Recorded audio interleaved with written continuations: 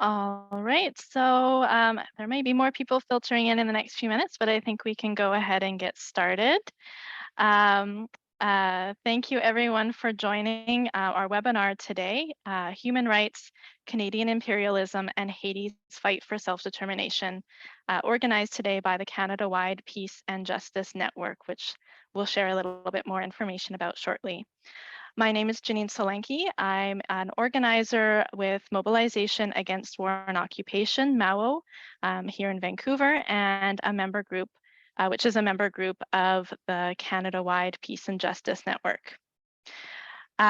Before we get started, I'd like to acknowledge that as I'm speaking to you all from Vancouver, I'm on the unceded and traditional territories of the Musqueam, Squamish, and Tsleil-Waututh nations. I know many of us are joining in from across Canada and other parts of the world. And if you're also residing on Indigenous territories, I hope you'll take a moment to reflect on the responsibility we each have to the Indigenous nations to recognize, respect, and support their historic and inalienable rights. So also before we get started, big welcome to everyone for joining us today, and I'll just give a few logistics. So I encourage everyone to use the chat to let us know where you're joining from, and also to post any questions during the event into the chat. We'll be monitoring and answering questions and having a discussion at the end after our speakers.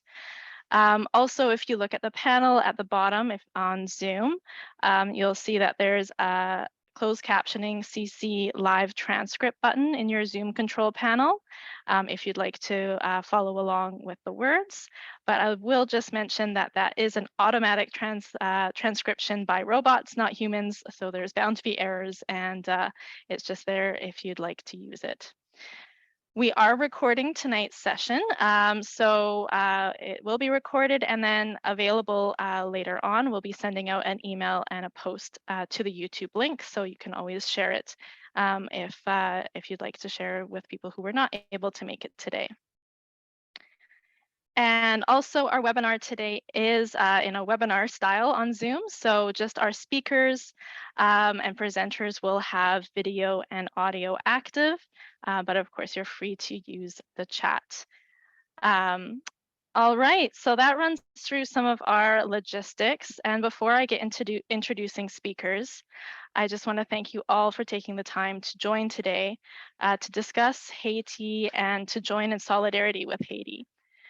Many of us have heard the recent news regarding Haiti, particularly on October 15th, when Canada and the US sent military aircraft to Haiti full of weapons and armored vehicles. That kind of made the news. And the governments of Canada and the US are now discussing what a probably Canada-led international security mission would look like in Haiti. What we're not hearing in the news and what has kind of died out of mainstream media is what's happening right now in Haiti, and also any sort of background. We know this not just for Haiti, but for any country that the United States, that Canada is preparing to intervene in, that the media narrative does not go into any of the history, and particularly any imperialist or colonial history. Haiti is portrayed as a poor country, as a country that's rife with gang fighting and insecurity. We don't hear about the proud history of Haiti that threw off the yoke of slavery with a successful rebellion in 1804 that established Haiti as a nation free of colonial dominance. We don't hear about the brutal history of Haiti that has known too well what foreign interference and coups and occupations look like since their independence till today. But Haitians very well know this. They know that the sugar-coated words of foreign assistance in establishing security from governments like Canada, the US, and the United Nations means the plunder of their resources, corruption, and as in recent history, Haiti has seen rape and devastating cholera outbreaks from the United Nations occupation that was in place after the 2004 US, Canada, France-backed coup against Haiti's democratically elected former President Aristide.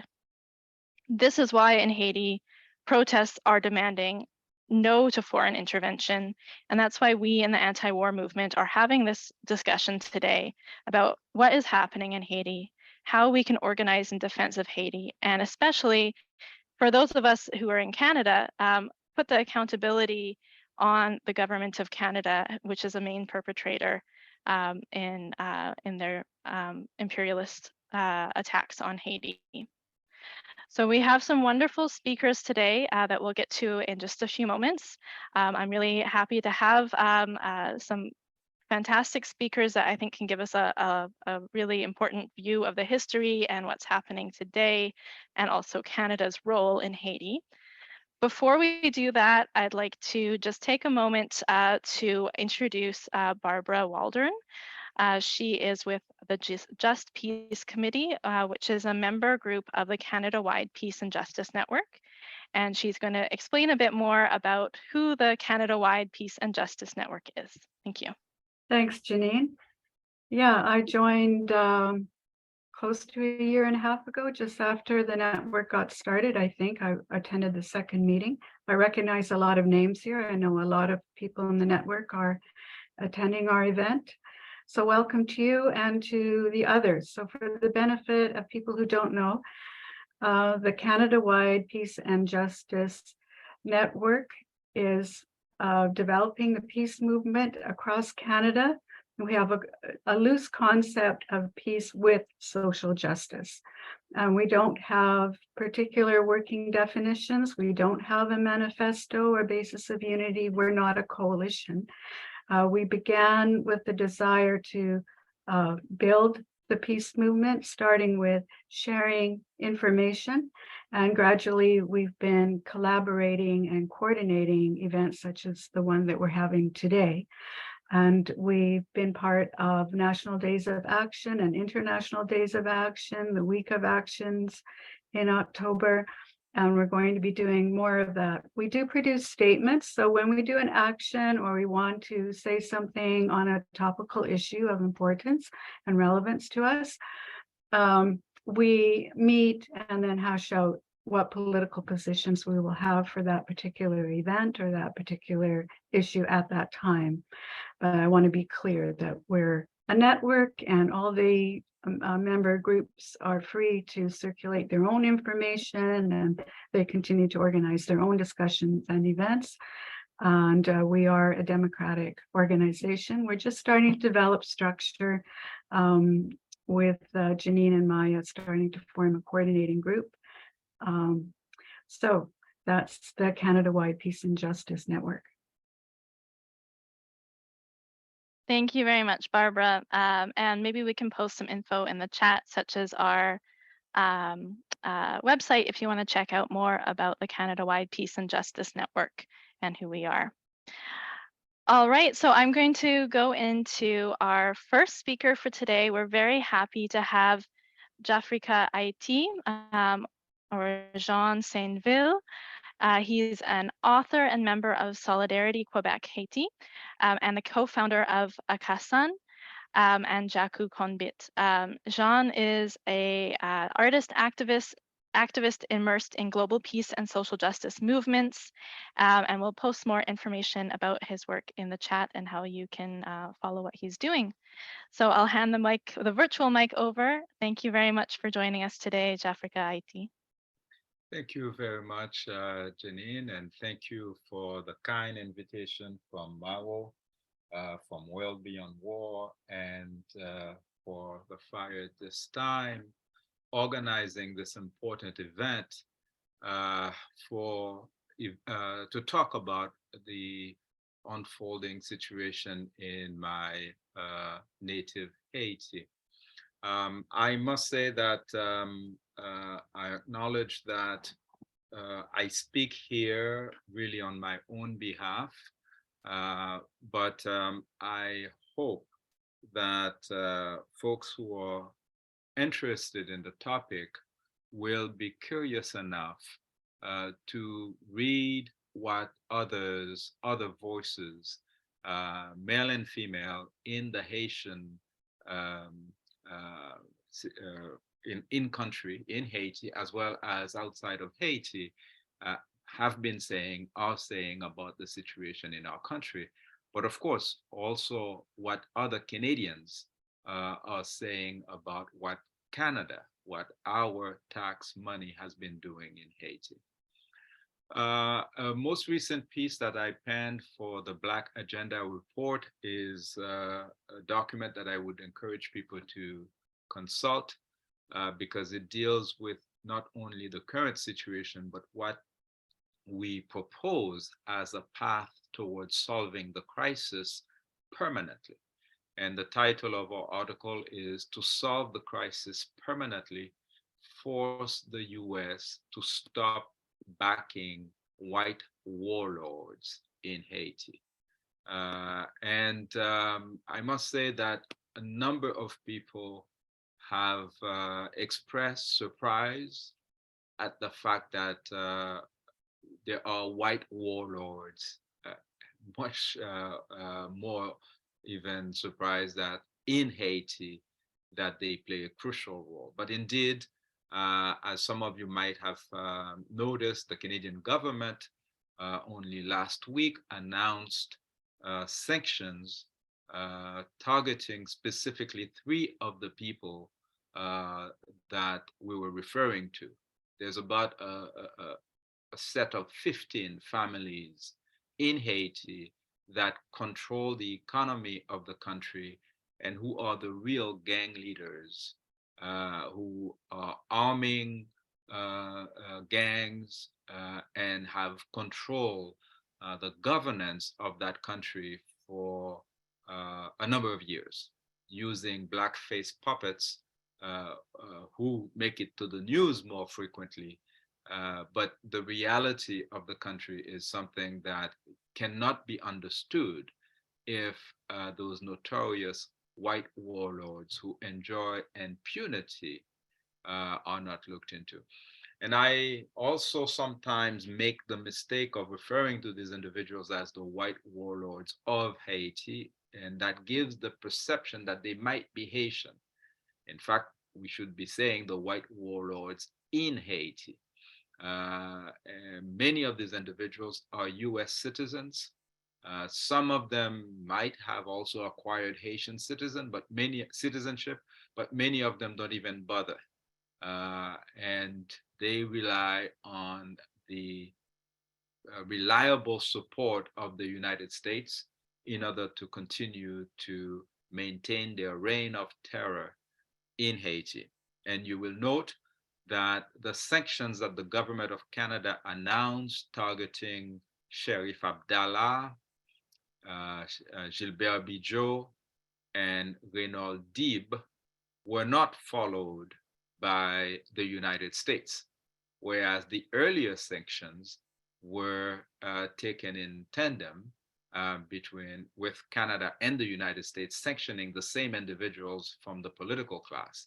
What is important to note here is that these individuals have many of their properties in the United States, not Canada. So there's a game of fools being played here whereby the Americans are not sanctioned by Americans, by the government of the United States, but sanctions are announced by Canada, and we have no idea what the nature and the extent of these sanctions are. For instance, some of these very people were also announced to be sanctioned back in the early 90s when evidence surfaced that they participated in the coup against the first democratically elected president of the country, Dr. Jean-Bertrand Aristide. Those sanctions, we don't know when they were lifted, but it just so happens that these individuals were never affected financially when you look at the fact that they even became more powerful, so much so that they conducted a second coup back in 2004, which was with the support of the United States and Canada and France. I don't know how much your audience knows about the history of Haiti, but I will not delve too much into that, except to say that the conflict that we are living in 2022 in nature is very similar to the conflict on that island since the arrival of the first terrorist, Christopher Columbus, and his hordes. Haiti, that island was named by an Arawak-speaking people, the Taínos. It is estimated that there was upwards of 1.5 million on the island when Columbus landed on December 6th, 1492, 530 years ago. And basically, the pandemic started then. It was mayhem, genocide. Within 50 years, the numbers of the original inhabitants of the island has decreased so much so that they were kidnapping other native people from other areas of the Americas to bring them to Haiti, which was the first settlement of the European thieves in the Americas. And so a priest, Bartholomew de las Casas, as you know, the Europeans always arrived with the three M's: the militaries, the merchants. So the militaries take over the land. The merchants are stealing whatever resources they can take to their own territories in Europe. And the missionaries, the priests, who are trying to convince the native people that whatever is happening is for their own good and they should just collaborate and subdue themselves to the new power. And so Bartholomew de las Casas is the priest who came up with the idea that Africans should be kidnapped from the west coast of Africa to replace the fast declining population of the Taínos. And that's how Haiti became an island where millions of Africans kidnapped ended up passing through over several generations. The Haitian Revolution sometimes is given the start date of 1791 because a major rebellion happened in that year. But it always is important to remind that Africans fought against the attacks on their territory from the shores of Africa during the travel, several months, 3 months travel over from Africa over the Atlantic to arrive in the Caribbean. And they never stopped fighting while they were on land. So really, it is really a matter of making it short when we say the revolution started in 1791. Suffice it to say, the Africans had to defeat the armies of Britain. Upwards of 55,000 British slavers got killed in order for the Africans of Haiti to liberate themselves. The Spanish also stole part of the territory. And then the French and the army of Napoleon Bonaparte, which was defeated in battle on November 18, 1803, so that the Haitians could create the first place in the Americas where a people established a government which completely banished the idea of enslavement or racial hierarchy. Now, that said, the Haitian Revolution lasted 2 years. There were conspiracies to assassinate the founder of Haiti, Jean-Jacques Dessalines, whose poster you can see behind me here. And then the Europeans started a gradual takeover of the island with the complicity of the mulatto or the light-skinned Haitians who were descendants of Africans who were raped by Europeans and who ended up maintaining whiteness as an important quality to allow them to enter into partnership with the former occupiers of the island. And the reason why I always insist on the racial dimension of that conflict is because it is present. Many people are surprised that today the richest person in Haiti is white. The second richest person in Haiti, the third, the fourth, the fifth, are also likely white. There was among the few Black millionaires on the island, one of them who made his money in the lottery system. He was gunned down and killed less than a month ago, and he was also a politician.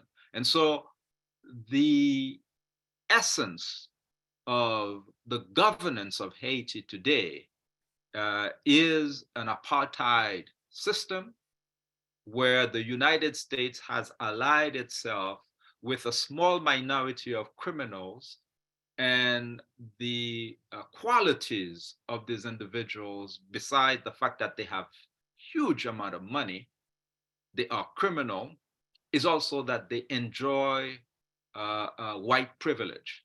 And white privilege is something that has always been looked diminished in terms of the importance that it carries in the conflicts of our times, including the conflict in Haiti. I will not delve too much into that. Suffice it to say that when in Canada, after the coup in 2004, we organized the Canada Haiti Action Network with activists like Eve Engler, Anthony Fenton, who penned this little book, Canada in Haiti, Waging War on the Poor Majority, which is a very small but mighty book that I encourage you to consult. What we understood was that Canadians are not aware of what our tax money has been financing, generally speaking, in the Caribbean, in the Americas, but particularly in Haiti. So among those white warlords, you see Canada carefully picked 3 of them, but we note that André Appet Jr., who has a lot of connections with Canada, who is the subcontractor for Gildan Activewear, who makes T-shirts, who makes underwears for the Canadian market, the North American market, using sweatshops in Haiti, he is not one of the people named. And so again, we're asking people to be very careful, not to scream victory too early. And we don't want to diminish the fact that these 3 individuals were identified, because that's a particularity of the conflict. For all of these years, every effort was made in mainstream media. I don't know how many reports that Radio-Canada and CBC have done on Haiti. They've never mentioned these guys.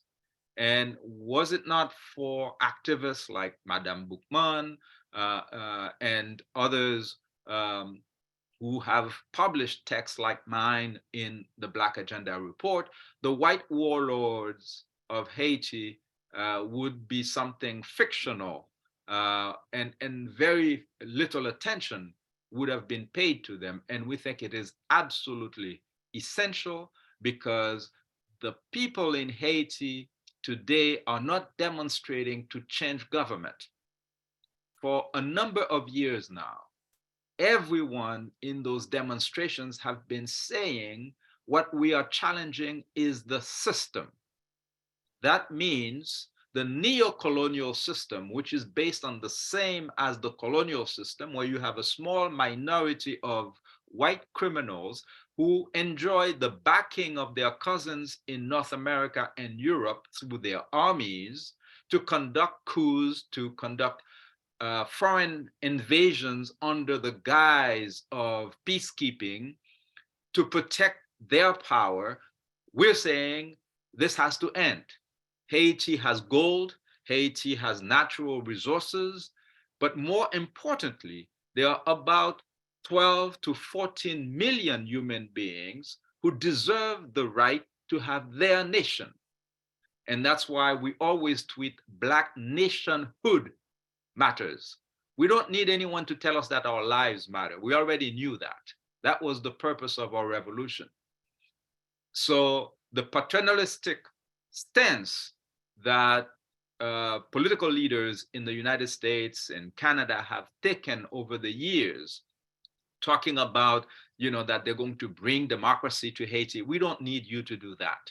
Please stay home, okay? The Haitians are asking Canada and the United States to stop sending weapons to the 15 white mafia families. And without weapons, these guys will not last a month. And the Haitian people will take over their country and govern it according to the laws that they have adopted for themselves on the principle of tout moun c'est moun, which means every human being is a human being, which also means and translates into every bandit is a bandit, whether black, white, or yellow. If we have jails, jails are made for everybody who commit crimes. And what we have noticed in the last few years is that the white warlords are untouchable. And just to close with this, the United States, noticing the criticism that is levied at them because they refuse to take sanctions against the white warlords, have said that we have to be careful because we have to respect US laws. So we cannot automatically take sanctions against those individuals that the US, that Canada has sanctioned. This makes absolutely no sense. These guys, some of them, like Bijo, is living in Florida. If he is an American citizen or a resident of Florida, it would be all the more logical and easy for the United States to apply sanctions against him. So that logic doesn't stand at all. But what it does tell us is that those criminals have powerful allies in Washington, D.C. that refuse to touch them, because to touch them is to also ask the question why Hillary Clinton, in the middle of the Arab Spring, with tensions in Egypt, took a flight to Haiti and ordered the president of the Electoral Council, Pierre-Louis Aupon, to change the results of the elections to put someone else who wasn't elected puppet president of Haiti, his name being Michel Martelly, who is now one of the folks on the list of narco traffickants who is guilty of all kinds of crimes, but who is hiding in plain sight in Florida when the Haitian people want to judge the criminals. Thank you.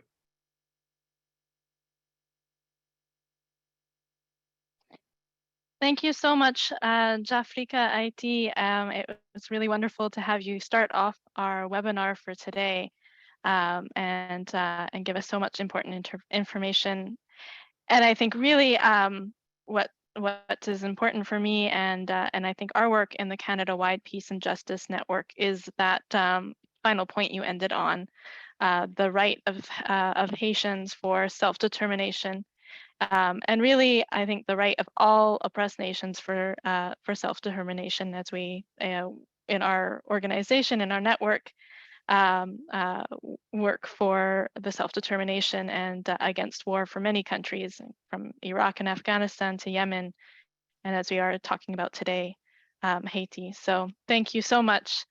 We'll go on now to our next speaker, Dimitri Lascaris, who is a lawyer, a human rights activist, and former candidate for the leadership of the Green Party of Canada. He's based in Montreal, and I'll put more information about him in the chat.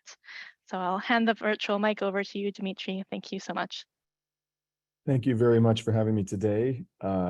Pleasure to be joining Jafrika IT again and listen. I always learn a great deal about Haiti and how culpable our government is in its suffering whenever I hear him speak. And it's truly an honor to be educated by him about this incredibly important subject.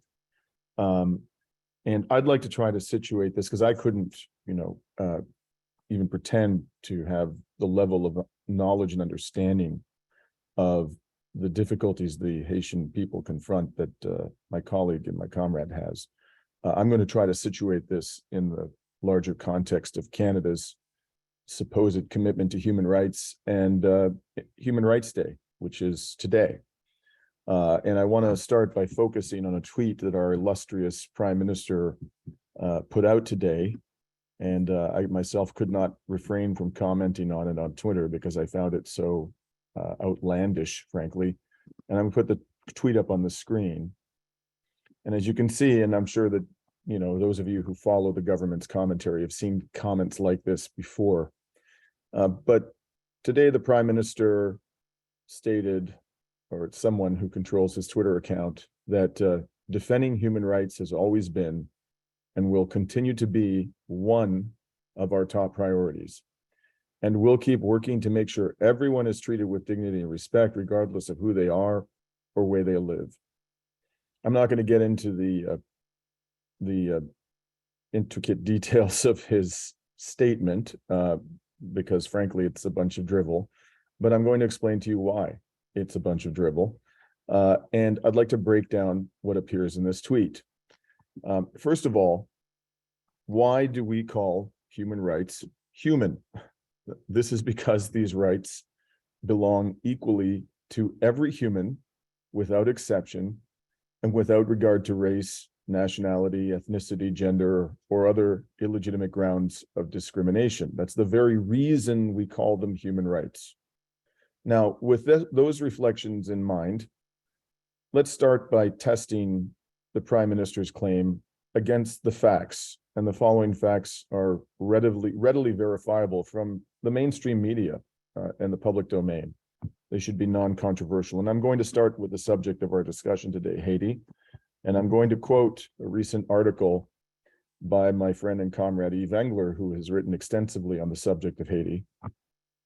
And he wrote a few weeks ago that the current supposed Prime Minister Ariel Henry was a member of the foreign-created Council of the Wise that appointed the Prime Minister after the US, France, and Canada ousted elected President Jean-Bertrand Aristide on February 29, 2004, after a multi-year foreign-backed campaign to destabilize his government. And Jaku Konbit mentioned that he was the first democratically elected leader of Haiti. After this destabilization campaign, Mr. Engler wrote, US Marines forced Aristide onto a plane in the middle of the night and deposed him 8,000 kilometers away in the Central African Republic. When Aristide was forced out, reported American Forces Press Service, quote, a team of J2F2, and that's a Canadian Joint Task Force 2 commando unit, secured the international airport in Haiti. So clearly, at the highest levels, our government and our military were complicit in the undemocratic removal of President Aristide from office. And then Yves goes on and he writes, 13 months earlier, the Canadian government brought the top US, French, and OAS officials together for a private 2-day gathering to discuss Haiti's future. Shockingly, at least any person of conscience should be shocked by this, no Haitian officials were invited to the Ottawa Initiative on Haiti, as if the opinions of the Haitians themselves on this critically important subject didn't matter to the Canadian government. And there they reportedly discussed ousting the elected president and putting the country under UN trusteeship.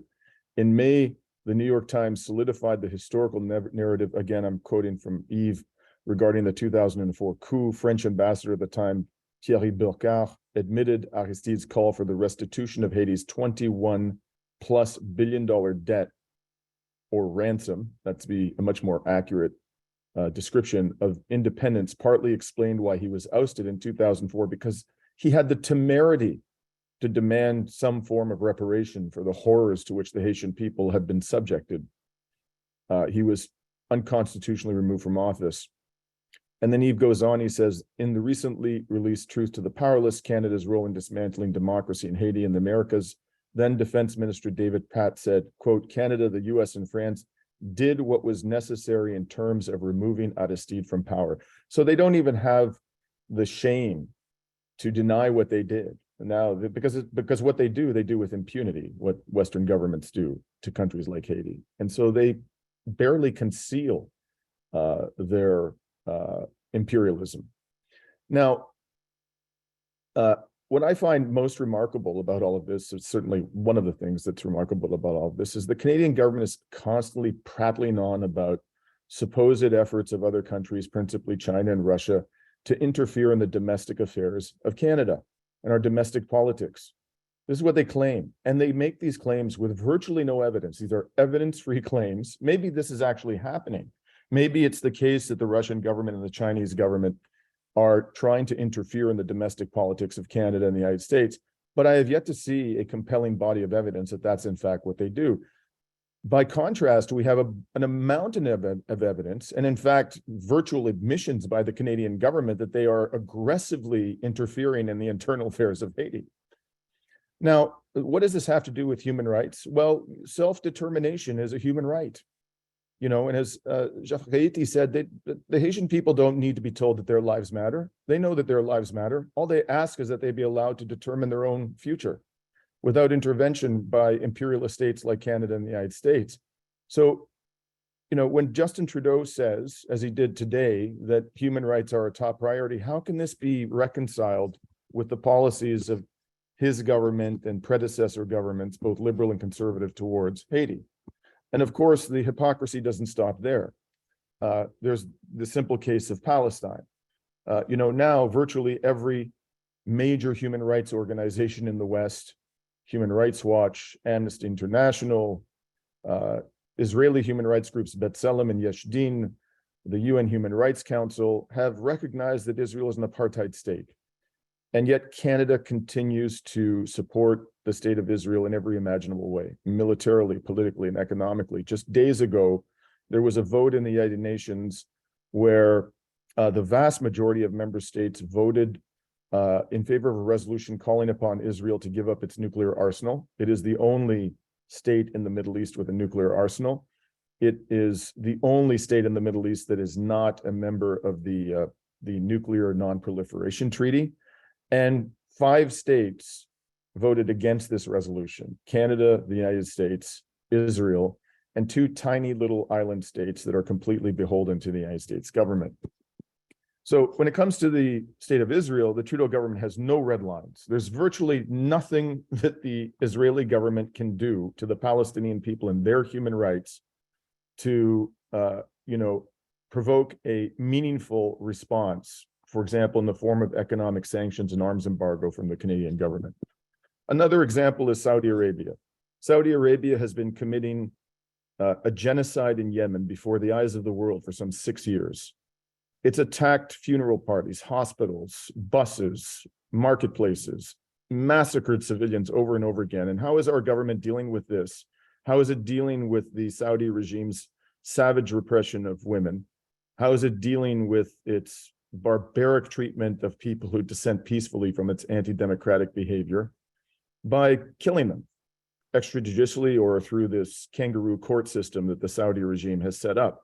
How is our government responding to this broad array of heinous human rights violations? We're selling deadly weapons to the Saudis, billions of dollars worth of deadly weapons. And in the last quarter, we sold some, I think, $150 million worth of armored personnel carriers, which helped to maintain the power of the Saudi regime to the Saudi autocrat. And then, of course, there's the United States, which is arguably, in my opinion, the worst human rights violator on planet Earth in the post-World War II period. When you take into account the states that it has destroyed, the democratically elected governments, for example, in Haiti, that it has undermined, the democratic movements that it has crushed, the brutal tyrannical dictators that it has propped up with economic and military aid and political cover, and the things that it does at home, particularly to members of the African American community. One could make a persuasive case that the United States government is the world's worst human rights law violator over the last 80 years. And what does our government do? It seeks ever more inventive ways to make our societies and our economies closer, more intertwined, constantly describing the United States government as our closest ally. Now, what do all the victims of these human rights abuses have in common? The people of Haiti, the people of Palestine, the people of Yemen, the victims of US human rights abuses around the world. Well, one thing that stands out for me is that they are non-white. They're all non-white. They're blacks, they're Arabs, they are people from Asian communities, people who are Hispanic. You look across the white world, and the record of Western supported, Western provoked human rights abuses is long and sordid. And this takes me back to my initial point, which is if you actually are, as the Prime Minister claimed in his tweet today, a government that makes human rights one of its top priorities, and you understand that human rights belong to all humans, then you would not treat in your foreign policy non-white people any differently from the way you treat white people. So clearly, either the Prime Minister doesn't understand what human rights are at a very basic level, or he's lying. And frankly, I think it's the latter. I think he's lying. Now, I want to just dwell into a couple of other things he said in this tweet, which I think are quite instructive. In his tweet, he said, human rights is, quote, one of our top priorities. Now, at the same time, he doesn't tell us what the other priorities, top priorities of his government are. So we don't even know how many top priorities he has. Is it 2? Is it 5? Is it 20? And most importantly, where in the hierarchy of the Trudeau government's top priorities does human rights stand? Is it at the top? Is it at the bottom? Is it in the middle? And what happens if one of Trudeau's other top priorities conflicts with human rights? Which one prevails? Imagine if advancing the interests of Canadian corporations is another top priority for Trudeau government. And we've heard a mention of Gildan Activewear, this Montreal-based, sweatshop operator, which has operations in Haiti and also in the Dominican Republic. The Canadian government has done everything it can to advance the interests of corporations like Gildan. And I think we can infer from its record that one of its top priorities is to protect and promote the interests of large Canadian corporations. So when those interests conflict with those of human rights, which interests will prevail? The Prime Minister doesn't tell us in his tweet. And in fact, he's never told us. No Canadian government will ever tell us what happens when its so-called commitment to human rights conflict with its other so-called top priorities. And no one in the mainstream media, frankly, is forcing them to have to answer these critically important questions. And the last point I want to make about this tweet, and it's really the most important tweet, is that I don't understand why human rights are not the singular top priority of the Canadian government. I don't understand why they're being put in a category with any other priorities. In my view, human rights should be the singular priority of the Trudeau government and every single Canadian government and every single government on earth. Why do I say that? Because everything that's good in this world flows from human rights, everything. Democracy flows from human rights. Sustainability flows from human rights. Self-determination flows from human rights. Peace flows from human rights. Mutual prosperity, dignity, happiness itself, all of these things flow from human rights. And therefore, I say that any government which claims to include human rights in a basket of priorities, like the Trudeau government, is fundamentally violating human rights right off the bat, whatever those other priorities may be. It should be the top priority. No other priority should be in the same category as human rights. And that is the message that I want to leave all of you with today in this critically important discussion about Haiti and the Haitian people. Thank you. Thank you so much, Dimitri. And I think that was a really important point of view that you brought. And when we in the Canada-wide Peace and Justice Network decided to have this event today on Human Rights Day to talk about Haiti and against war and occupation, we did that knowing that Human Rights Day, that the term human rights is often used by the government of Canada and imperialist governments to justify, wars for human rights, wars for democracy that I think both of our speakers have talked about why that is not valid. And what we're talking about is real human rights and self-determination. So thank you very much for that. We're going to now go on. We had our first two keynote speakers, which we're very honored to have with us today. We're going to now go into a special intervention and then into some poetry before we open up into discussion. So I want to encourage people to post any questions in the chat. We'll be monitoring and then reading them out and directing them to Jafrika IT and Dimitri after a moment. So I'd now like to introduce again Barbara Waldron, who spoke earlier, who's going to just make a connection to more international struggles, including the Philippines. As I said earlier, Barbara represents the Just Peace Committee, which is a member group of the Canada-wide Peace and Justice Network, as well as the International League of People's Struggle, ILPS. Thank you, Barbara. Okay, thank you very much for this opportunity. I was hoping to have someone who is more of an expert on the Philippines talk today, but they weren't available.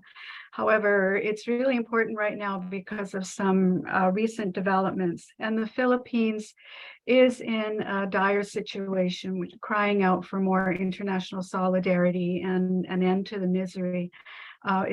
People are extremely poor. There's extreme inequality, and there's extreme violence against the people all the time.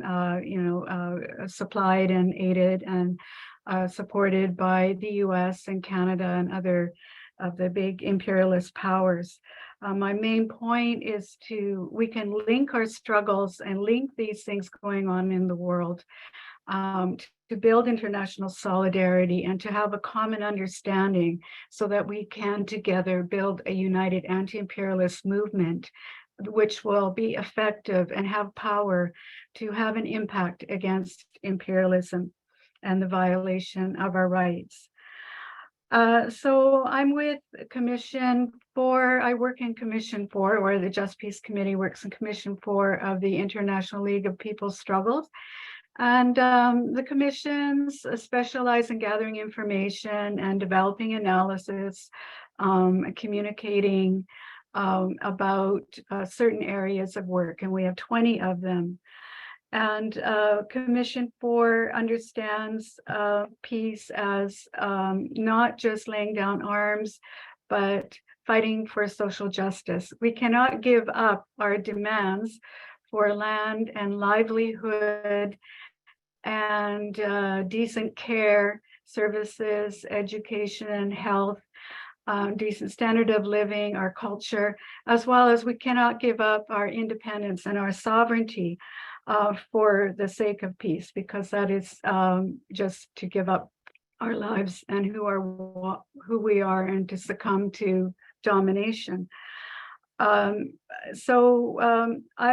the top concerns of ILPS are all interwoven. All these concerns we see, as part of a common struggle. We have a common analysis. So number one is national liberation, sovereignty, independence, the right to self-determination, as you've been speaking about. And number two is social development and social services, having the social needs met. 3 is human rights. And 5 is working class struggle. There are more, but we see all these as being interwoven and interrelated, even though we specialize on talking about individual areas. We combine these efforts together in one movement. And I'm just going to point out today's statement, our international statement from the chairperson of the ILPS. We very much link the struggle for peace with justice as a struggle for human rights. Sorry, I had a cookie earlier and it's crumbs are in my throat. Because of course, war is the antithesis to respect for human rights, right? I mean, wars of aggression, wars, imperialist wars of for conquest, domination, extraction, exploitation. The statement links human rights and the struggle for peace as the top priorities for the anti-imperialist movement. I'll just highlight this statement. On International Human Rights Day, the League calls on its members to keep up the struggle for defense of their lands and livelihoods in the face of foreign intervention and military aggression. And on this International Human Rights Day, the people of the world must unite to assert their sovereignty and eject all local institutions that allow for US-led wars to encroach into their homelands. Human rights must be won through struggle, and the League is just that united front through which to wage that struggle together. But of course, we're trying to join in wider coalitions and so on and bring all our movements together in these common interests. So I'm going to go to, just talk about Commission 4. So we share the analysis of International League of People's Struggles, and Commission 4 contributes to this analysis about imperialist aggression in all its forms as terrorizing the people. I lived for a while in South Korea, working, teaching English, and going through the ups and downs of the tensions with North Korea. I came to realize that the threat of nuclear war, the presence of the thousands of US military there, all the military exercises, they're as much as trying to intimidate and terrorize and threaten the working people of the region, as they are in particular trying to defeat North Korea.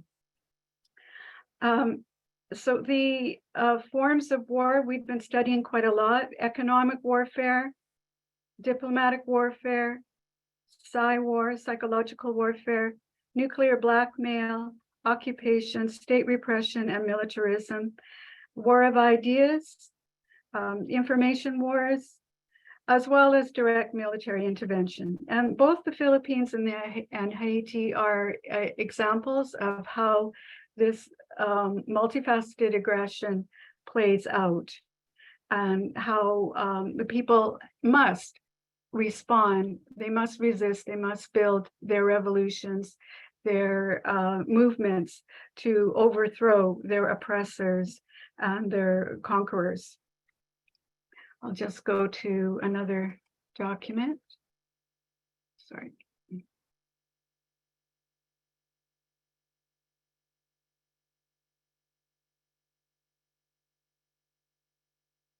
Okay. So now I'll talk more specifically about the Philippines. So as I said, there are common problems, and our main cause of our biggest problems is imperialist domination, exploitation, and plunder.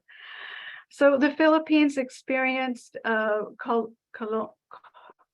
colonization by Spain, and there was a war against Spain. The people launched their war and won. And then the US tried to come in and make it a colony and take advantage. And there was the US-Philippines War, which the people won. And then there was the Japanese efforts to occupy and dominate through World War I, and they lost. The people fought them off, and then the US again came in, occupied militarily. But instead of making it a direct colony at that point, they set up a phony democracy, parliament, and so on. And they partnered with the greedy landowners and bureaucratic capitalists who wanted to also profit from the situation, exploit the people. And so they began the process, like has happened in all these colonies and neo-colonies, of import substitution, making the people dependent on certain products, and developing the production for the wealth of the West, making the country dependent on loans, land grabbing, labor exploitation, resource exploitation, and of course, policing the people. And US imperialism, and with Canada's help as well, well, the US is directly involved. They have military bases, but also they have an agreement for the military forces to roam all over and do what they want. And they're not supposed to be involved in the Civil War. There's a civil war between the revolutionary guerrilla fighters that it's been going on for over 30 years. And also the Moro people, Muslim people, have their revolution, and they are supporting one another. And the US, like the landed class, the ruling class of the Philippines, wants at all costs to keep that down and not let those struggles succeed. They don't want Philippines to have its independence and go its own way and create a society for the people. Now there are some things going on just in the last while. There's the visit of the UN rapporteur to assess the present government. Ferdinand Marcos was the dictator in the 80s that was overthrown by the People's Movement with the help of international solidarity that began in Canada, by the way. With new generations not being so clear on what's happened and their success in being able to fool the people as well as manipulate elections and block people from having their vote in the elections, Marcos' son is the president now, carrying on the extrajudicial killings, terrorizing the people, of course, aiming at dissidents, community leaders, red tagging people to justify their terror.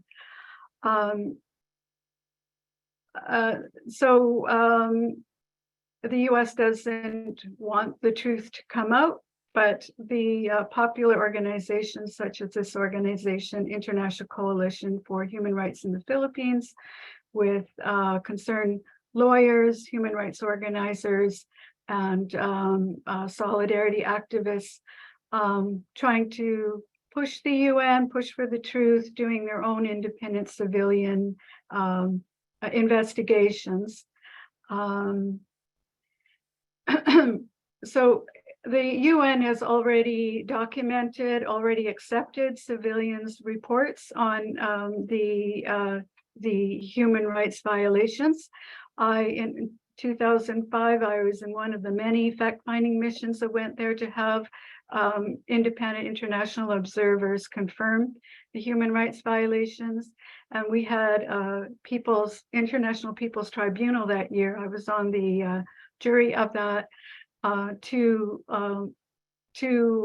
rule against the perpetrators of the human rights violations. So there's already been a report confirming that there were many violations under the past President Duterte's rule. I want to point out that, just go back and share that. As we're shifting screens there, Barbara, will remind you to wrap up in the next minute or two here. Yeah. So this, you can see very quickly the extreme extent of violations. This is from the year 2016 to 2020. And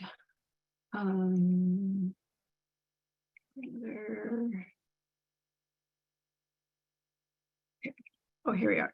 Okay, so important cases of human rights violations right now are the people that are negotiators in the Civil War peace talks. So one of them was killed, Ayisyen Acosta, on November 30th. And so there's appeal, of course, for justice for him. But this is showing you just how extreme the targeting of the violations of human rights are, when this is someone who's representing the revolutionary forces and trying to negotiate peace, because the revolutionaries everybody wants peace. They don't want to be in this constant state of fighting. And there has been some gains on that, but the talks have been suspended for a long time. And then as another case, Luis Haladoni, a longtime activist, former priest who joined the revolution, is also being a representative of the National Democratic Front. And he's been listed as a terrorist lately. So there are major attacks against the fundamental representatives of the people who trying to get just peace. I wanted to call attention to that. Thank you very much. Thank you, Barbara. And yes, as I think we're all here together on Human Rights Day and talking primarily about Haiti, it's a good reminder that there are many, many different struggles around the world, and with these many struggles, a common enemy, a common perpetrator of attacks on human rights and of war and occupation. Of course, looking as we are here, many of us in Canada, to the government of Canada and also to the United States and other imperialist countries. I'm going to now introduce our final part of the program before we go into our discussion for this evening. We're very happy to have an artistic element to our program today. So I'm going to introduce Laura Doyle Péan, who goes by they, them pronouns and is a queer Haitian-Quebecois poet and multidisciplinary artist, committed to social justice and fascinated by the relationship between art and movement work. Born in Nionwentsïo, also known as Quebec City, where they first got involved in intersectionalist, feminist, LGBTQIA two-spirit plus migrant justice and racial justice organizing. They moved to Jujay, also known as Mooniyang, aka Montreal. And I apologize for maybe not mispronouncing the indigenous pronunciations of those cities. In 2019 to attend university and join the fossil fuel divestment movement. They are also one of the founding members of Collective 1629, a Black-led Quebec-city-based collective fighting against racial profiling and other forms of anti-Black state violence in Nionwentsïo. So Laura will be reading in French, but we'll also be posting a link to the translation in English in the chat. So thank you, Laura, for joining us. Thank you so much for having me, Janine. It's a pleasure to join. Joining currently from Nionwentsïo, Quebec City. As you said, I'm going to be reading in French. I'll introduce the piece in English just for people who might be more comfortable with that language and then get into it. As you said, I'm a member of Collective 1629. We recently signed a declaration, a co-declaration against Canadian imperialism and intervention in Haiti. I sent the link earlier in the chat. The collective Emma Goldman, who wrote the declaration, is still collecting signatures. So if anyone in this group is interested in co-signing, you can reach out to them.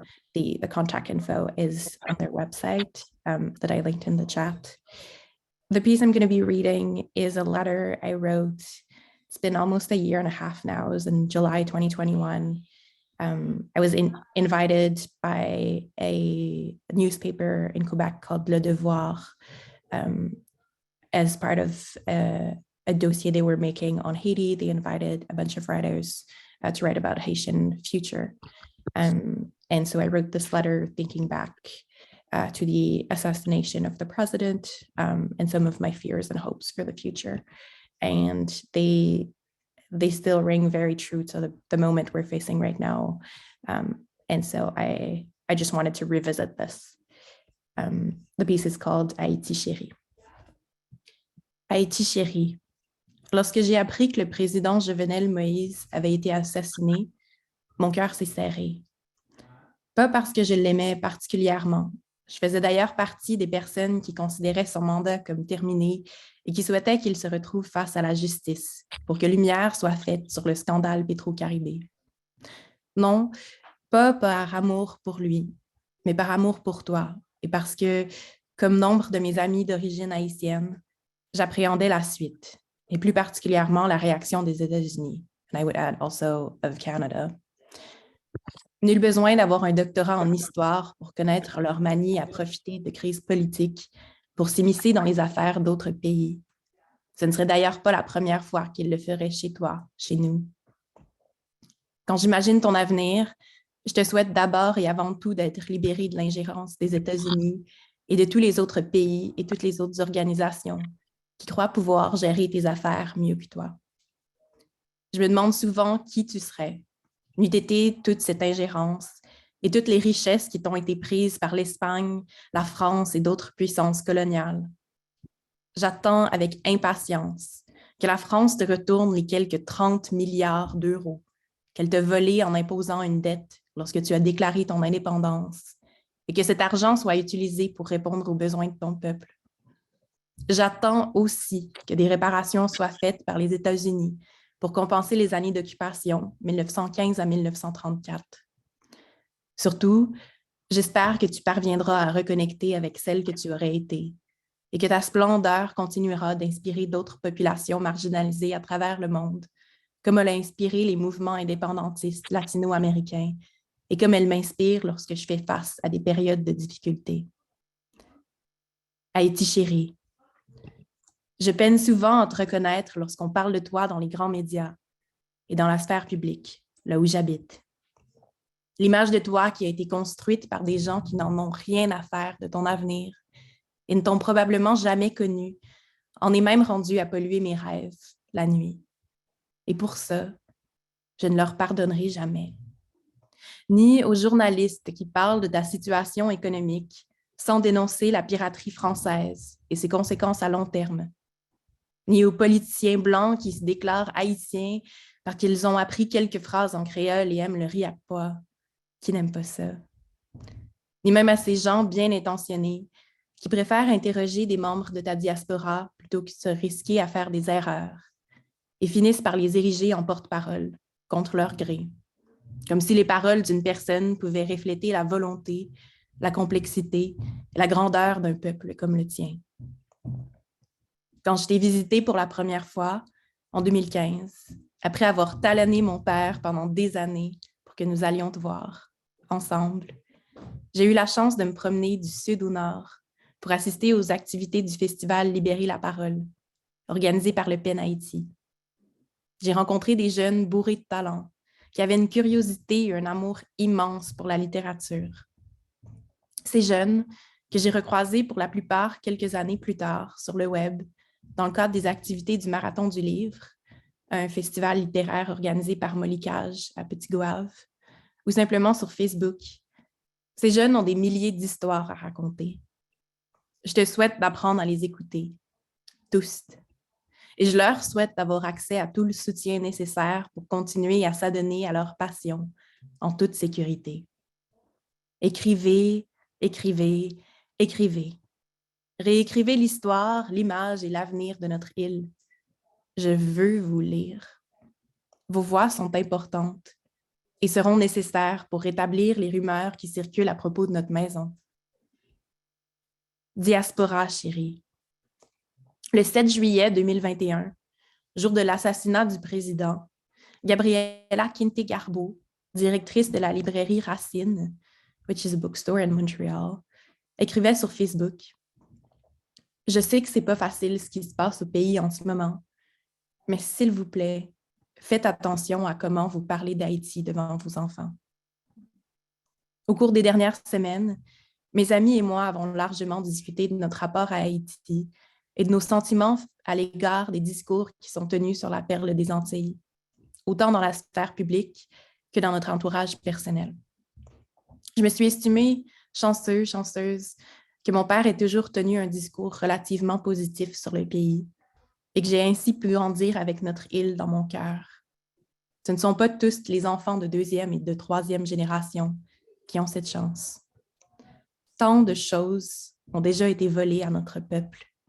Et je nous souhaite de ne laisser personne s'emparer de notre fierté et de notre joie d'être haïtien, haïtienne. Je souhaite que cette nouvelle épreuve ne fasse que nous rapprocher et renforcer la confiance que nous avons en notre créativité et notre résilience. L'union a toujours fait et continuera de faire notre force. Merci beaucoup. Thank you so very much for sharing that poetry and in the form of a letter with us today. And I really encourage anyone who does not understand French to click the link and read the translation. It really beautifully captures the history and particularly the historic debt owed to Haiti, the love for Haiti and the hope for Haiti's future. So I encourage everyone to go ahead and read that if you could not understand it in French. Thank you so much, Laura, for joining us.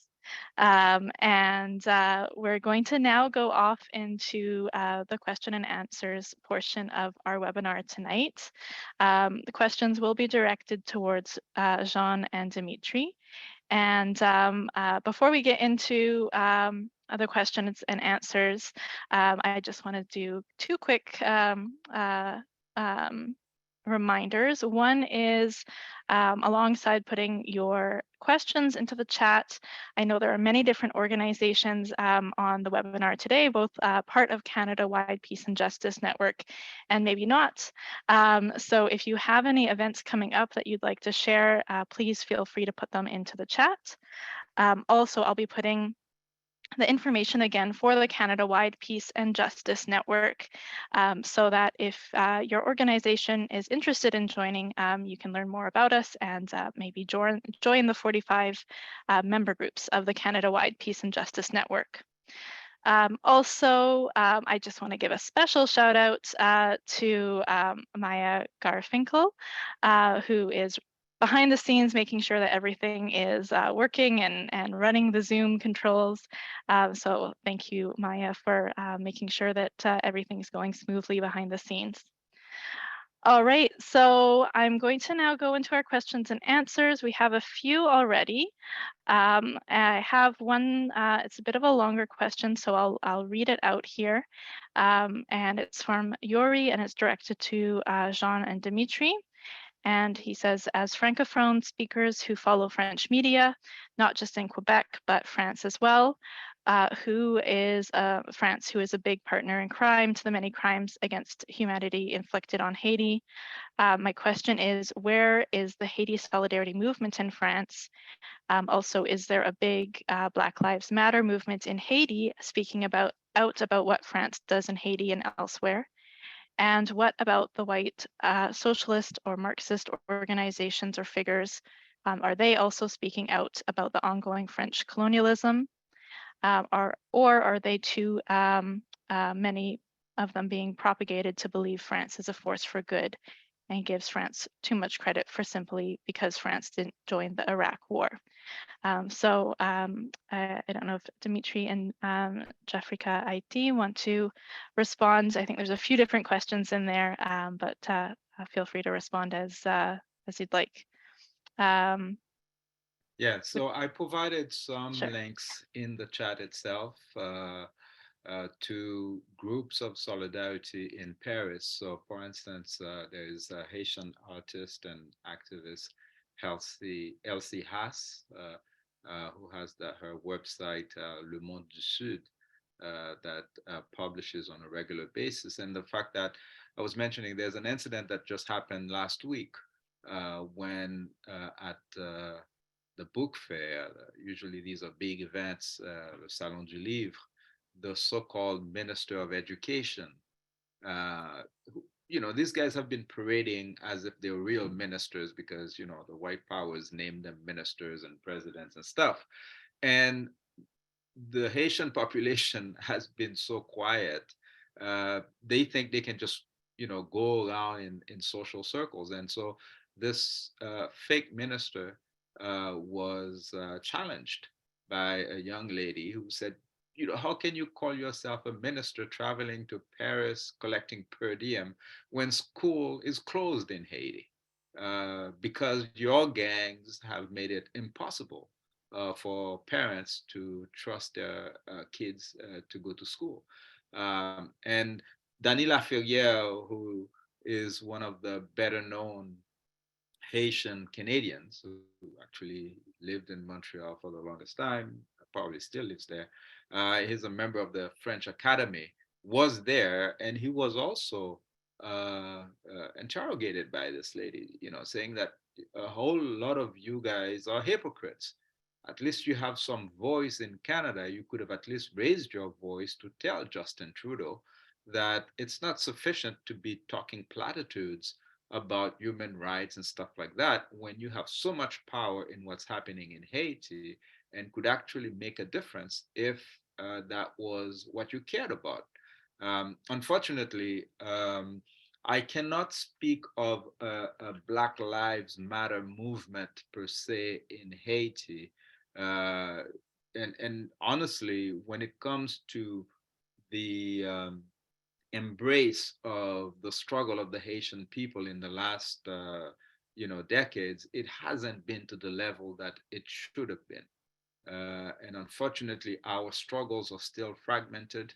Few people recognize, like Dimitri would tell you, that the same forces that are at play against Palestine are the same that are at play against Venezuela, same in Haiti. And therefore, we need to get our act together to confront the imperialists. So yeah, there are a couple of things, and I mentioned Claude Rib, but it's not at the level that it needs to be. And in Canada, we definitely need to up our game. And that's why I'm glad to participate in this event, because groups like Solidarity Quebec Haiti, or in Nova Scotia, we have some comrades who've also gotten involved. We need to do that from coast to coast to coast and make sure that at least if there are crimes being committed with our tax money, we have said we do not condone that, and we inform Canadians so that the change can happen. Thank you. And Dimitri, did you want to add anything on that? No, I haven't lived in France for over 25 years, so I'm afraid I can't add anything to what my comrade has had to say. All right, and another question from Yuri was on the other Haitian solidarity groups and anti-war groups and our communication or connections with them in France. I think that was more directed towards us as organizers, but I will just say the Canada-wide Peace and Justice Network, while we're a Canada-based network, we are, we are looking when we plan our events and days of action to what's also happening internationally, both in the United States and beyond. So I think any connections that we can make are really important. It's really vital that the anti-war movement in Canada and beyond be making connections wherever it can, and whether with small groups or large groups, trying to coordinate together. If you, Yuri, or anyone else would like to suggest more organizations to get in touch with, please let us know, because that's of huge importance. I have a couple of more questions. We are pretty close to time.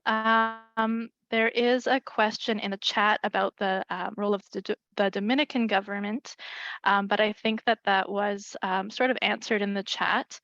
There is another question that I think would like to end on. So I'll read that out from the chat. It says, let's see. Sorry. Oh, there's two questions. So we'll end on those two questions. And also there's a question about media organizations or people to suggest for following events in Haiti. So maybe our speakers can post in the chat for any links. So I'll read off the two last questions, and then I'll hand it over to our speakers to respond to those and to wrap up for this evening. So the first is a comment and a question from Tamara Hansen. It says, thanks for your important interventions today. You are both very educational. In the Cuba solidarity work I'm involved in, we often frame the question of human rights as real human rights.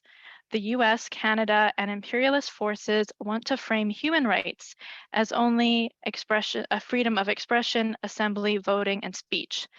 But this is only a small part of human rights. Even with this narrow definition, imperialists are hypocritical in who they accuse of violating human rights.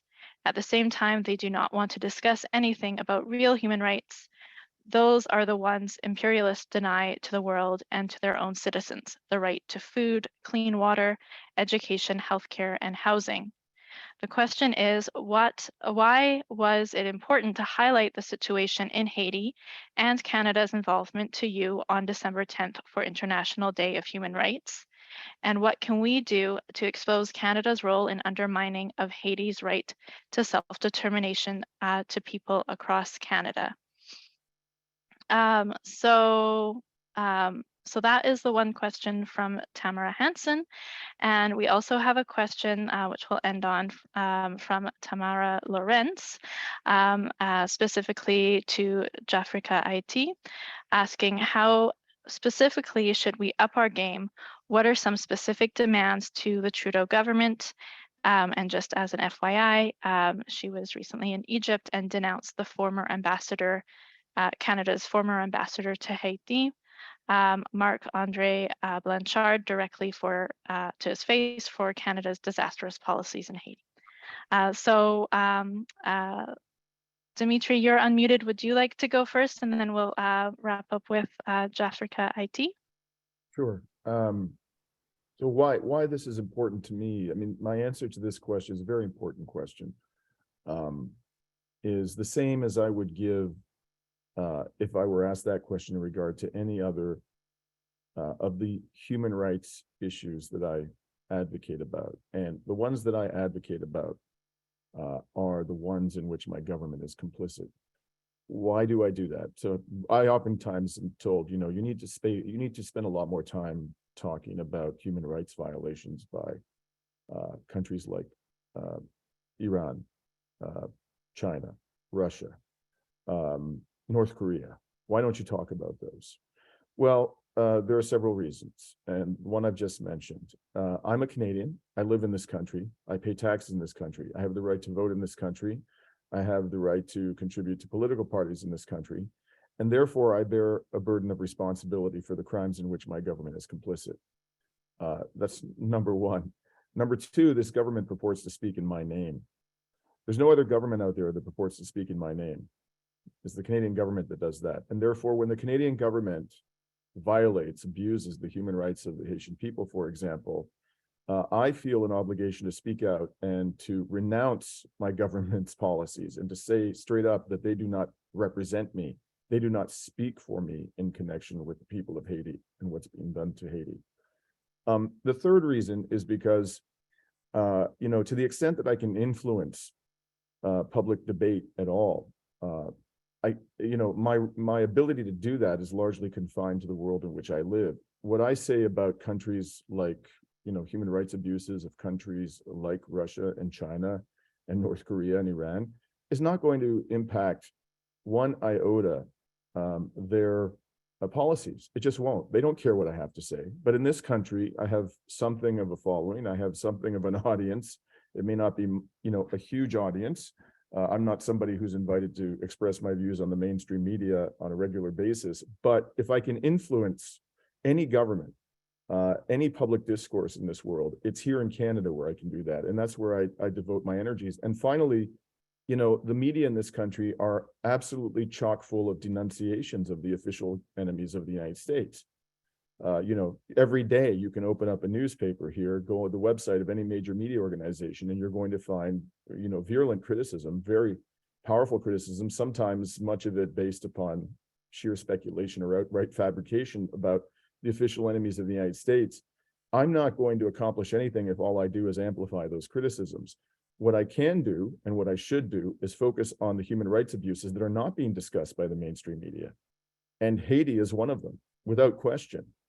almost nothing is said about, the ways in which our government has caused suffering within Haiti. And I'm just going to conclude my answer to this question by, talking about something that happened to me recently. There was a hit piece that was published in the Journal de Montréal. This is a Quebecois news organization, about me and Yves Engler disrupting Canadian politicians, as we have done, and also American politicians. And we disrupted the foreign minister of Germany when she was here recently, in relation to the war in Ukraine. We disrupted Antony Blinken, the US Secretary of State, when he was in Montreal recently in relation to the war in Ukraine.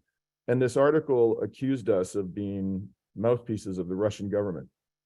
And what I found really kind of entertaining about this article is the photograph. If you go to the website, the photograph is a picture of Yves Engler standing beside, I believe it was Melanie Joly, holding up a sign about Haiti.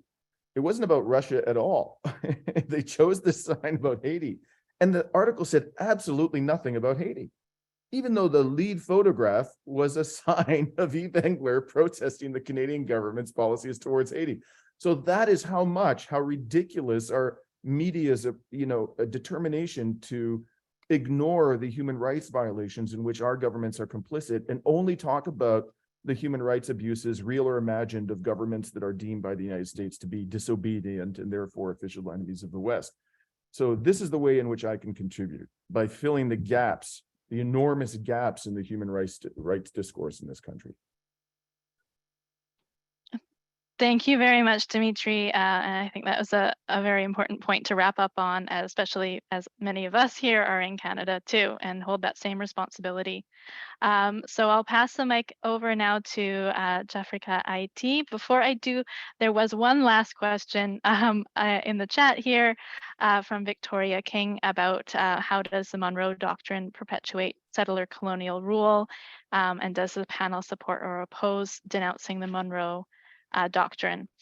So if you would like to add that into your wrap up, that would be great. Thank you. Okay, well, thank you very much, Janine. Indeed, wow, thank you so much, Dimitri, man. You really covered it so well, They're always offering us all kinds of distractions to talk about things that we cannot do anything about, in order to justify doing nothing about the things we absolutely must correct. And indeed, this last question about the Monroe Doctrine, it's not a US doctrine. We have a former Canadian foreign minister who admitted that Canada, in defining its foreign policy, has political masters in Washington. That was his term. Okay, he said there is a limit to how much we can say no to our political masters in Washington. We were offside on Iraq and Afghanistan, and when we came on board with Haiti, we got another arrow in our quiver. That's what Bill Graham said. So admitting that this is not a nation, this is us. This is saying we are, deluding ourselves when we think that, we make the decisions for Canada, because the political masters are in Washington. So I'll link that to the other question. Okay, so when we say we need to up our game, we need to make sure that this Canada is ours, and that the decisions that are made in our names are not made by people like Bill Graham, who thinks that his political masters are in Washington. We are the people of Canada. We should be the ones who decide what posture our nation will take towards the people of Haiti, the people of Zimbabwe, the people of Palestine. And what we have seen is that this Monroe Doctrine, where the United States considers that all of the Americas belongs to them, and so if now there's an energy crisis in the world, and some of the research that has been done in the area shows that there's natural gas in and around Haiti, Cuba, and all of that, well, this belongs to the United States. I mean, what kind of barbaric world would that be? I mean, what about the people of Cuba? What about the people of Bolivia? Can they not have access to their lithium? No, that Monroe Doctrine. Sometimes they choose those beautiful names for these things. It just means it's theft. Okay. I mean, are we thieves in this country? I don't think we are. And I've met too many beautiful Canadians, and I've spent most of my adult life in Canada to know that no, this is not the kind of principles by which we abide. So upping our game means disrupting the thieves, because they want to parade these people as if they are the normal folks, and Dimitri and Eve, who go to these events, are the ones who are the bandits. Okay, these are the terms they use for young people in Haiti who claim that no, this is our land. We don't want these people coming from other places and taking all of the resources of the island. Okay, so upping our game, for instance, I put the link to Solidarity Quebec Haiti's event on our website. We are denouncing one of these criminals who, his name is Claude Joseph. This guy was trained by the CIA, the NED, all of these alphabet organizations that the United States uses to subvert populations and territories. He was trained in that. And when they killed Jovenel Moïse, Claude Joseph was sitting as prime minister. And if this crime, okay, of the US puppet, because Jovenel Moïse wasn't a real president, he was handpicked by the United States and put in there to play blackface president, but they killed him because that's how they do it. Okay, they choose the puppet, and when the puppet is no longer useful to them, because they wanted to extend the term of the gang, and they didn't want to wait for his term to end, because then there would be no argument for them to extend it. They named the prime minister, killed him, and now the prime minister is in power with no expiry date. Okay, like totally illegal stuff. But this Claude Joseph guy is going to be in Montreal tomorrow. And they want to have him come, and he started his political campaign because they want to organize another one of those fake elections, have Haitians line up from 4 a.m, okay, only to subvert their votes. No, that's not going to happen. So those of us in Solidarity Quebec Haiti, we're going to organize a little welcoming committee for this criminal, Claude Joseph, because while Canada is sending out those press releases saying that they're taking action against some of the criminals, where we have no means of verifying that any sanctions have been taken, because we don't even know whether these folks that they've identified have property in Canada. I mean, many of them we know from the Panama Papers and the Pandora Papers, they have money stuck in all kinds of other places. But this guy coming in, we are organizing a little disruption. And we think this is what we need to do. We need to come out of our comfort zone. When our friend Eve Engler, threw red paint on the hands of Pierre Petitgrou back in 2005, there were people who called him all kinds of names as if the guy committed, the greatest crime. That was paint, for crying out loud. Okay, what he was symbolizing, okay, that Haitian men and women, innocent children whose real blood was being spilled by the foreign occupation forces. That's what should get us concerned, not red paint.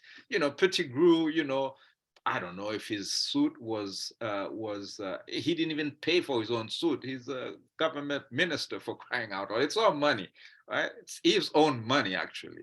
So anyways, I just wanted to say that they sometimes try to get us all worked up on things that have no value, no importance, so that they distract us from the reality that is a very sad reality that doesn't have to exist. Okay. I've worked in the university world in Canada for over 25 years. Okay, I can see where Canada could have influence, positive influence in the Caribbean, not just Haiti. Okay, we have scientists, engineers all over the place. Haiti is a place that doesn't have access to electricity. We don't have access to running water. Okay, why don't we use science diplomacy instead of pretending that we have an army that's going to do peacekeeping all around the world, when in reality, what we're doing is putting our young people under the governance of U.S. Politicians whose children are not going to war. Okay, when they decide to send these people to war, it's all the children of impoverished white Americans, impoverished Latinos, impoverished First Nations, impoverished African Americans. Okay, and they send them to die and to kill other impoverished people. This is not how Canada can make a name for itself in the world. And if we are smart, we will start to distance ourselves from these so-called political masters in Washington. If the Canadian mining companies want to go and mine gold in Haiti, because there's lots of gold in Haiti, and there are governments in Haiti who are willing to negotiate. But of course, they don't want to negotiate that, okay, well, you can just show up, you give us some corruption money, you dig a hole, and then you leave. That's what they want. That's the kind of deal they want. And that's why they want to deal with corrupt politicians. We're saying no. Then keep your multinational companies away and go dig your own gold in your own territory. The people of Haiti, we're not joking about it when we say this nation belongs to us. Okay, we can do the math. How many African men and women died for us to have the right of existence in the Americas? And therefore, we're not joking about this. Melanie Joly may think it's cute, to put all these press releases and pretend that something is being done, and trying to bring in the Caribbean a group of soldiers and go to Kagame in Rwanda, as was suggested in the Globe and Mail, so that they can put black soldiers in the front to go and kill Haitians for the benefit of the 15 white mafia families in Haiti. It's not going to happen. And if they're going to continue to do it and lie about what they're really doing, there are going to be people who are going to tell the truth. And the truth will be discovered not only by people in Haiti, but by people in Canada, and your children and your grandchildren, if you participate in these crimes against humanity, will find out. There's no amount of propaganda that can be put into films, into CBC specials, that can camouflage the fact that there are 12 million Black Haitians who are fighting for their right to existence here in the Americas. And so far, Canada has been on the wrong side of that struggle. And we're saying that there are enough good people in this country that we should inform them so that we move Canadian foreign policy to the other side so that it stands for good. Like our sister said the other time, real human rights. Thank you. Thank you so much. And I think that was an important point to end on, and an important point to remind us that as we spent our Saturday afternoon or evening talking about human rights, talking about solidarity with Haiti, we are on the right side of history. We are on the right side of fighting for social justice, for an end to war in Haiti and of course beyond, and standing up for justice. So I want to give a big thank you to Jafrika IT, to Dimitri, our keynote speakers, to Laura for bringing the wonderful poetry to us today, and also for Barbara and of course Maya behind the scenes, making sure that everything runs well. I think this is an important webinar for all of us to have participated in today, but we will be sending out the link to the recording. So if you know anyone who'd like to listen to it, if you'd like to share it online, please do so. If you registered for the webinar today, you'll be receiving that link in your email shortly. And thanks to you, Janine, for taking the initiative and running this event today. I'm seeing the event. Thank you, Barbara. Thank you, everyone, and have a wonderful night. Take care. Bye-bye.